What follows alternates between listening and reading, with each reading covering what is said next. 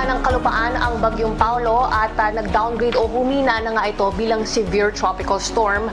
Malakas pa rin ang taglay ng hangin niyan sa 110 kilometers per hour at bugso ng hangin malapit sa gitna umaabot sa 165 kilometers per hour. Mabilis ang takbo nito sa 35 kilometers per hour pa west-northwest at kasalukuyan nasa coastal waters ito ng Ilocos Sur papunta ditong West Philippine Sea. Gayon pa man, dahil papalabas na nga ito ay hagip pa rin ng outer rain bands or cloud bands itong red, orange, and yellow areas. Yan ang pag-ulan na bit-bit ni Bagyong Paulo kahit napapalabas na nga ng Philippine Area of Responsibility. Bukas ay effective or in effect pa rin ang heavy rainfall warning dahil nga ang kilometer radius ito na umaabot sa 350.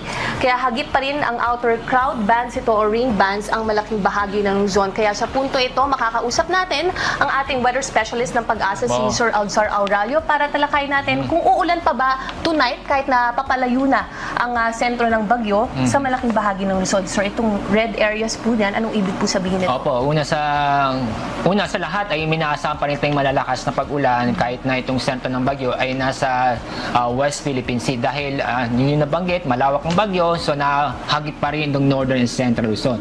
Itong northern and central Luzon, makakaras pa rin ng malalakas na pag-ulan. At itong nakikita nyo mga kulay ay may ibig sabihin po niyan.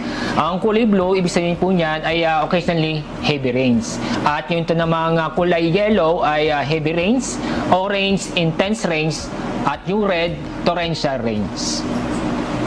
Alright, sir. At ilang mga lugar pa rin ay nakasailalim sa wind signal warnings. Ibinaba na sa wind signal number 4 pero marami pa rin probinsya ang nakasailalim sa wind signal number 3. Ano pong areas po ang under signal number 3 and ano po ang impacts nito sa mga susunod na oras? Opo, ngayon naging severe tropical storm. So, ang mataas na wind signal, itong signal number 3, mostly sa western section ng northern Luzon. Dahil po itong sentro ng bagyo ay nasa West Philippine Sea at inaasa nating papalayo unti-unti sa kalupaan.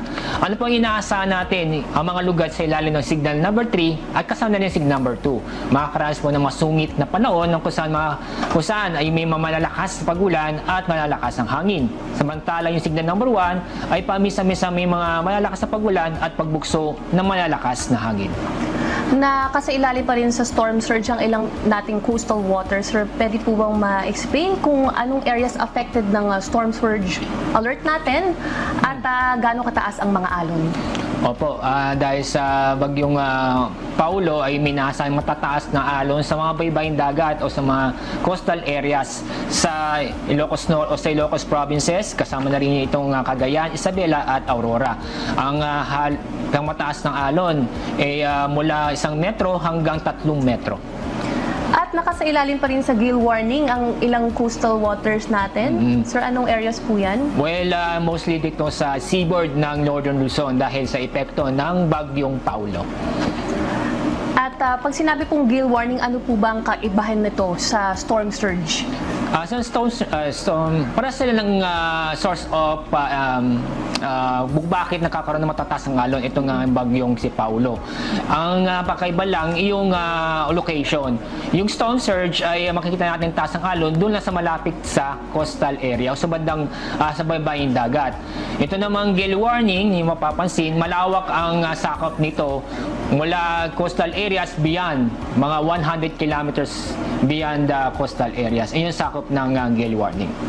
Alright, sir. Kung sisilipin naman natin yung latest forecast track na inilabas ng Pag-asa, lalabas na nga ang severe tropical storm Paulo. Anumang oras bukas ng umaga mula dito sa Philippine Area of Responsibility. So, all throughout this evening, binabaybay nito ang West Philippine Sea. At gayon pa man, nakataas pa nga rin ang heavy rainfall at signal warnings natin sa ilang parte ng Luzon. Sir, maaari niyo po bang talakayin yung landfall points this morning at yung mga dinaanan ni Bagyong Paulo today? Opo, kaninang alas 9 ng umaga, yung sentro ng bagyo o mata ng bagyo ay naglandfall sa May Isabela, Dinapige.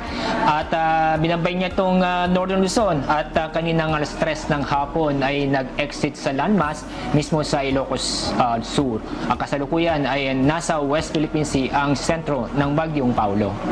Alright, sir. Maraming salamat, Sir Alzar Aurelio, ating weather specialist ng Pag-asa. Sa puntong ito, silipin naman natin ang sitwasyon sitwasyon ng ating mga dams sa Luzon. Sa Ambuklao, nakabukas ang 4 gates at nagpapalabas ng 271 cubic meters na tubig. Sa ngayon, nasa 749 meters ang reservoir water level. Sa Binga, 4 gates din ang nakabukas at nagpapalabas ito ng 242 cubic meters na tubig. Nasa 572 meters ang reservoir water level nito. Nakabukas naman ang 2 gates sa Magat Dam at nagpapalabas ng 811 cubic meters. Nasa 182 ang reservoir water level. Yan muna ang pinakahuli mula rito sa Pag-asa Headquarters. Ako po si Ice Martinez.